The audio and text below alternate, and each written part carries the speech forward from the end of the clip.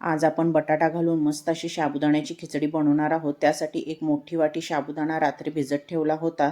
आता यामध्ये भाजलेल्या शेंगदाण्याचे जाडसर कूट, अर्धा चमचा साखर व चवीप्रमाणे मीठ घालून मिक्स करायचे। कढईत 4 चमचे तेल घेऊन त्यामध्ये पाव चमचा मोहरी, अर्धा चमचा जिरे, 2 ते 3 हिरव्या मिरचीचे तुकडे, 5 ते 6 कढीपत्त्याची पाने, थोडी कोथिंबीर टाकून परतून घ्यायचे। आता एक बटाटा सोलून त्याच्या पातळ फोडी करून 2 ते 3 मिनिटे परतून घ्यायच्या। भिजवलेला शाबू घालून व्यवस्थित मिक्स करायचे। यावर झाकण ठेवून मंद आचेवर शाबू छान वाफवून घ्यायचा।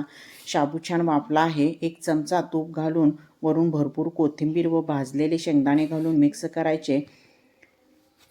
तुम्ही इथे बघू शकता मस्त खिचडी झाली आहे। आता 1 वाटी ताजं दही छान फेटून घ्यायचं। त्यामध्ये अर्धा चमचा साखर, चवीप्रमाणे मीठ व पाव चमचा भाजलेल्या जिऱ्याची पूड टाकून मिक्स करायचे।